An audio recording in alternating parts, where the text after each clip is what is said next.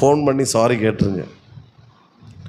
நான் உங்களை இது பண்ணிட்டேன், கோபப்படுத்தினாலும் கண்டுக்காதுங்க. நம்ம கோபப்படுத்த அது மனுஷ இயல்பு. கோபப்படுத்தலாம், தப்பே கிடையாது. பிள்ளைகள் நம்மளை கோபப்படுத்துச்சு, இப்போ இவ செய்யறதுனா நம்ம கோபம் வருது.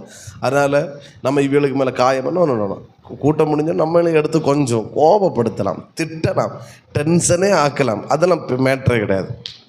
பட்டு காயப்படுத்திடக்கூடாது, வருத்தப்படுத்திடக்கூடாது.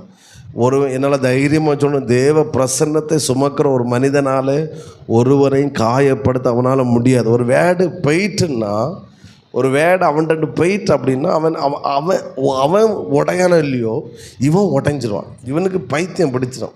அவன் அந்த ஆள்கிட்ட சரண் அடைஞ்சி சரியான அப்புறம் தான் இவன் இருக்கும். அதனால் நீங்கள் காயத்தை சுமங்க, கவலைப்படாதுங்க, பரவாயில்ல. பட்டு உங்களை காயப்படுத்தணும், நீங்கள் மன்னிச்சாலும் குழப்பம் இல்லை, மன்னிச்சாட்டாலும் குழப்பம் இல்லை. கர்த்தர் இன்றைக்கி தூக்கி தூர போட்டுரும். பட் நீ